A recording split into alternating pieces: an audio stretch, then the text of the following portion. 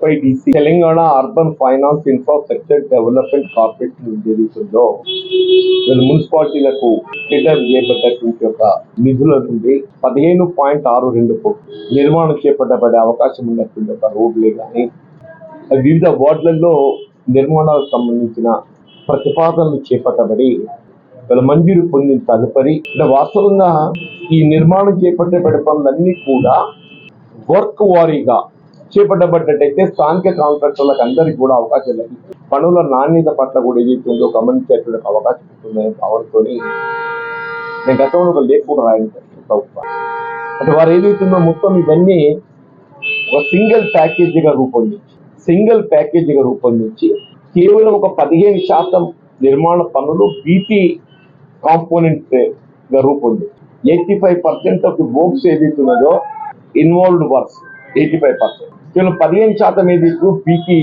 నిర్మాణ పనులు ప్రతిపాదించి ఆ 15% నిర్మాణ పనులు పొందుపరచడంతో ఏదైతున్నదో ఇది సింగిల్ ప్యాకేజీగా రూపొందించడంతో స్థానిక కాంట్రాక్టర్కి ఎవరికి కూడా అవకాశం లభించకుండా స్పెషల్ గ్రేడ్ కాంట్రాక్టర్స్ మాత్రమే అందులో పాల్గొనబడే విధంగా అంటే those who will have BT plan, ఎవరికైతే BT plant hot mix cold mix ఉంటుందో వాళ్ళు మాత్రమే పార్టిసిపేట్ అయ్యే విధంగా టెండర్ కండిషన్స్ పొందుపరిచింది. దాంతో స్థానికంగా ఎవరు కూడా పాల్గొనే అవకాశం లభించకుండా కేవలం స్పెషల్ గ్రేడ్ కాంట్రాక్ట్స్ మాత్రమే పాల్గొనే విధంగా టెండర్ కండిషన్ పొందుపరిచిందో అప్పుడు ఏదైతే ఉందో మేము కాంగ్రెస్ పార్టీ పక్షాన కూడా అభ్యర్థులు తెలిపారు.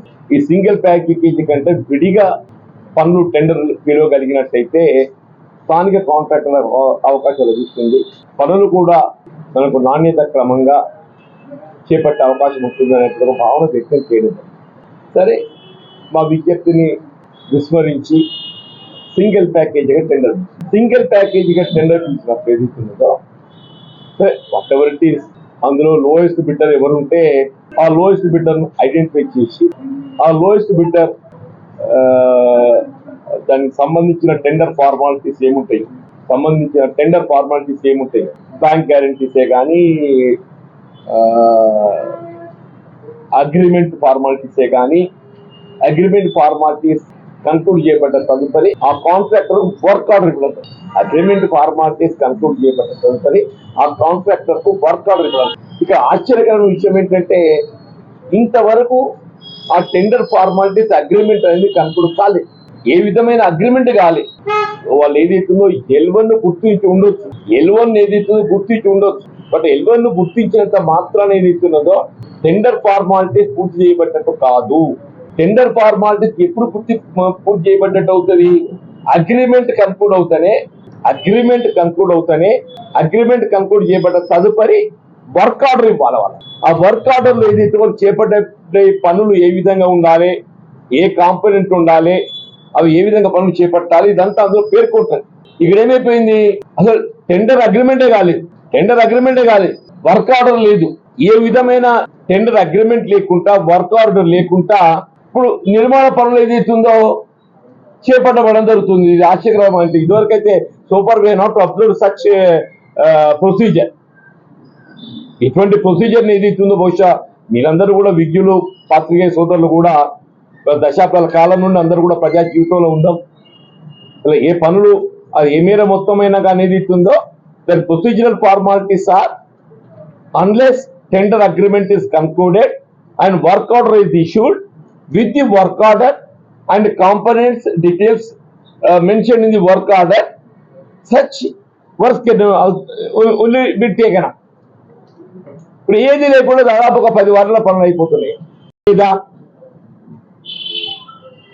మరి ఏది లేకుంటే పనులు చేపడుతున్నారా? వీళ్ళు టెండర్ ఎవరైతే L1 ఉన్నదో ఆ L1 సంబంధించినటువంటి ఒక లాక్సెస్ ఏదైతే ఆన్లైన్ బిడ్ లో పాల్గొన్నప్పుడు ఏదైతుందో ఈ బీటీ ప్లాన్ సంబంధించినటువంటి ఒక లీజ్ అగ్రిమెంట్ తీసుకుంటారు కదా, దానికి సంబంధించినటువంటి ఒక details of the works engineering department certify చేయాలి. ఆన్లైన్ లో ఏ విధమైనటువంటి ఒక దాఖలా లేవు, ఇంజనీరింగ్ డిపార్ట్మెంట్ ఏ విధమైన సర్టిఫికేషన్ లేదు. ఫర్ ది డిపార్ట్మెంట్ వాళ్ళు ఎవరి టెండర్ యాక్సెప్ట్ చేస్తారో ఎవరు రిజెక్ట్ చేస్తారో అనేది public health engineering chief they will decide. కానీ ఇక్కడ సమస్య ఏదైతుందో మీరు టెండర్ క్వాలిఫైడ్ అయిందా కాలేదా అనేది ఒక అంశం అయినట్టయితే, ఇంకొక అంశం even if it is qualified also L1 me agreement చేయాలి. అగ్రిమెంట్ లేకుండా వర్క్ ఆర్డర్ లేకుండా పని చేపట్టబడడం అనేది నేనైతే నా సుదీర్ఘ ప్రజా జీవితంలో చెప్పంటున్నాను. ఇది మరో కాళేశ్వరం ప్రాజెక్టు తలపింపజేస్తుంది, ఇది మరో కాళేశ్వరం ప్రాజెక్టు తలపింపజేస్తుంది అని చెప్పంటున్నాను. ఇప్పుడు ఈ వర్క్ ఎవరిది L1 గా పేర్కొనబడుతున్నటువంటి Gauri Shankar infra builders limited, Gauri Shankar infra builders limited ఈ కంపెనీ ఎవరిది? మరి ఆయనకి ఏదైతే ఉందో ప్రభుత్వ నిబంధనలు వర్తించాయా? ఈ గౌరీ శంకర్ ఇన్ఫ్రా లిమిటెడ్ అనే పెద్ద మనిషి ఎవరు? ఈ సూపర్ మ్యాన్ ఎవరు? ఈ సూపర్ మ్యాన్ ఎవరు అంటున్నా. అంటే ప్రభుత్వం ఏవైనా కానీ నియమ నిబంధనలకు అనుగుణంగా work agreement, tender formalities, work order తో పని మాత్రమే పనులు చేయడం జరుగుతుంది.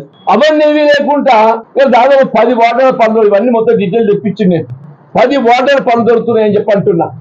ఆ జరుగుతున్న పనుల యొక్క డీటెయిల్స్ అని తెప్పించి నేను ఫోటోస్ కూడా మీకు ఇస్తాను. నేను జరుగుతున్న పనుల యొక్క డీటెయిల్స్ అని తెప్పించి నేను వాళ్ళ ఫోటోస్ కూడా మీకు ఇస్తాను. నేను ఇప్పుడు ఈ వార్డ్ నెంబర్ 6, 8, 13, 21, 22, 31, 32, 13, 40 వార్డ్ నెంబర్ 6, 8, 13, 21, 22, 31, 32, 13, 40 ఇవన్నీ ఫోటోస్. ఎందుకంటే ఇప్పుడు మనం చేస్తున్న కాంప్లైంట్ విచారణకు వచ్చారు కదా, ఏ సమయం పడుతుందో తెలియదు. ఈ లోపల మళ్ళీ మేము అగ్రిమెంట్ ఆయన కింద పనిచేసామని చెప్పాను అన్నాను. కాబట్టి ఇవన్నీ ఫోటో క్యాప్చర్ చేస్తే అందులో డేట్ అవన్నీ కూడా వస్తున్నాయి కాబట్టి అవన్నీ కూడా తీపిచ్చే ఫోటో క్యాప్చర్ చేయించారు. అంటే రాష్ట్రంలో ప్రభుత్వం మారడంతో ఏదైతే మున్సిపాలిటీలో కొంత మార్పు వచ్చింది అనుకున్నాను. రాష్ట్రంలో ప్రభుత్వం మారడంతో జగిత్యాల మున్సిపాలిటీ ఫంక్షనింగ్ పాలనా విధానం ఏదైతుందో అది మార్పు వచ్చింది, మెరుగైపోయింది. గతంలో లాగా తప్పిదాలు జరగకుండా పారదర్శకంగా పనినడుస్తుందని చెప్పాను అనుకున్నాను. ఇక మళ్ళీ చూస్తుంటే మళ్ళీ గత బీఆర్ఎస్ మున్సిపాలిటీ నడుస్తున్నట్టు కనబడుతుంది మాకు.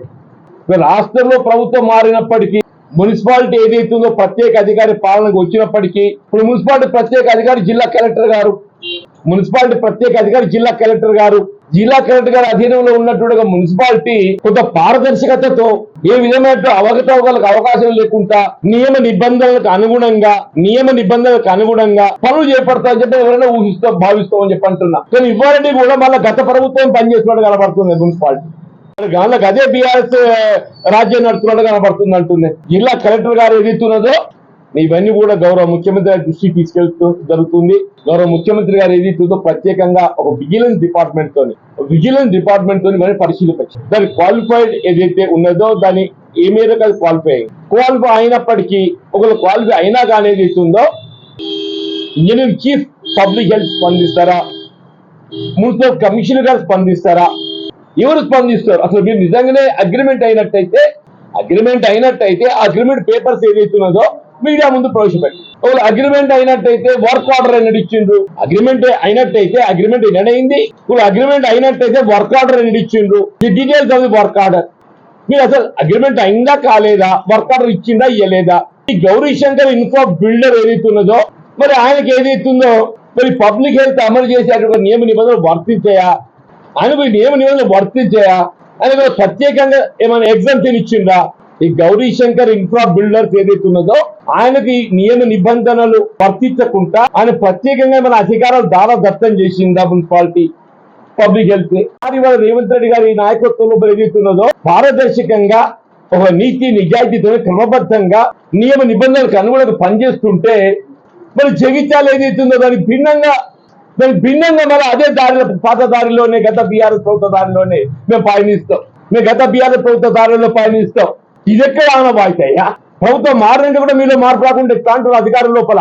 ప్రభుత్వం మారినంటే కూడా అధికారుల లోపల మార్పు రాకుండా ఎట్లా అంటారు? నేను దయచేసి క్లారిటీ ఇవ్వండి.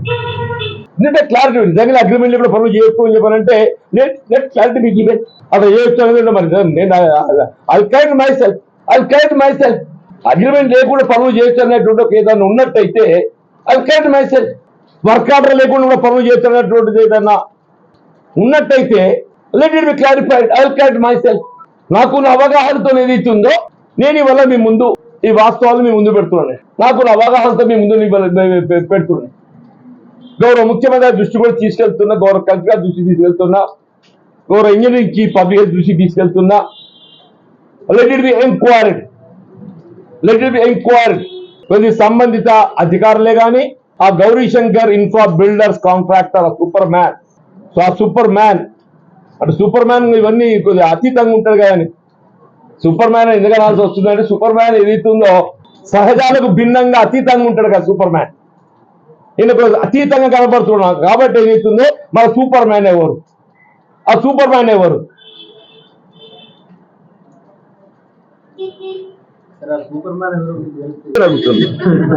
నాకు తెలిసిన నేను దాచిపెట్టాను. నాకు ఆన్ పేపర్ ఉన్నదే చెప్తున్నా బాబు. నేను నాకు ఆన్ పేపర్ ది ఇన్ఫర్మేషన్ ఇచ్చే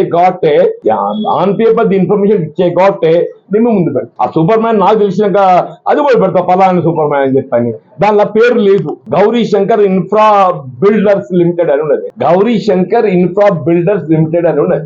అగ్రిమెంట్ ఆయన ప్రెజెంటేషన్ ఏదైతున్నదో Gauri Shankar infra builders limited అని ఉన్నది. ఆ Gauri Shankar infra builders limited ఎవరో నాకు తెలియదు. నేను ఈ పలానోడు అని చెప్పి నేను చెప్తాను. ఎట్లయినా సామాన్యుడు నేను అనుకోను. సామాన్యుడు గిడ్డోడు పని చేస్తాడా? సామాన్యుడు గిడ్డోడు పని చేస్తే అంత ధైర్యం చేస్తాడా? అసలు ఏదైతుందో ఇవాళ చట్టాలకు అన్నిటికీ అతీతుగా పని చేస్తున్నాడు అని చెప్పి must be definitely super man. Definitely must be super man. ఆ సూపర్ మ్యాన్ ఎవరో వెలిగి తీయాల్సిన బాధ్యత మీ మీద కూడా ఉంది. మేము ఎవరైనా కూడా అతీతులం కాదు. మీ ముందట ఏదైతుందో మేము ఎవరైనా కూడా అతీతులం కాదు.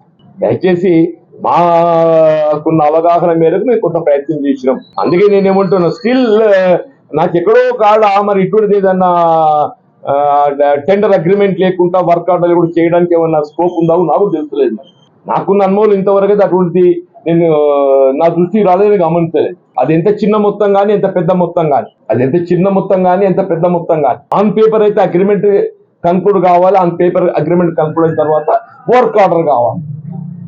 సమ్ టైమ్స్ వరదలు బీభత్సాలు వస్తాయి, అగ్ని ప్రమాదాలు అవుతాయి. అటువంటిప్పుడు ఏదైనా ఉంటే మరి జిల్లా కలెక్టర్ గారు ఎవరిచ్చినా కానీ వారి ప్రత్యేక అధికారాలతో ఏదైతుందో ఉత్తర్వులు ఇవ్వాలి. జిల్లా కలెక్టర్ గారు ఏదైతుందో వారి ప్రత్యేక అధికారాలతో ఏదైతుందో, ఎందుకంటే ఎమర్జెన్సీ పనులు వల్ల రక్షణ కావాలి కదా.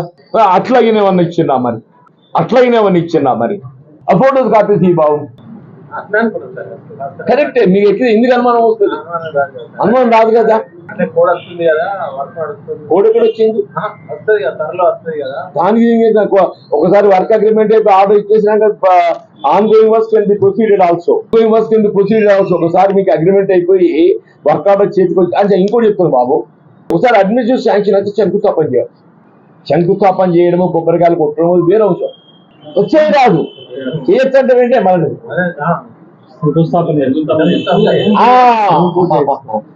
మొదలు కలిసి నువ్వు ఏఎస్ వస్తే కార్యక్రమం చేస్తారు అంటున్నా అనేది. నీకు టెండర్ అగ్రిమెంట్ కాకున్నా కానీ టెండర్ ప్రాపర్టీ కాకున్నా కానీ కార్యక్రమం చేస్తారు. వర్క్ ఎగ్జిక్యూట్ కావాలంటే మాత్రం ఏదైతున్నదో టెండర్ ప్రాపర్టీ కన్క్లూడ్ కావాలి, వర్క్ అగ్రిమెంట్ కావాలి, వర్క్ ఆర్డర్ కావాలి. ఇది నాకున్న పరిమితమైన జ్ఞానం చెప్తున్నా. అంటే ఈ మధ్య మరి ఇంకేమన్నా కొత్త చట్టాలు వచ్చినాయో మరి చూడాలి. ఇక బయటకు వస్తాయి కదా. ఇది ఈ పాప అందరికి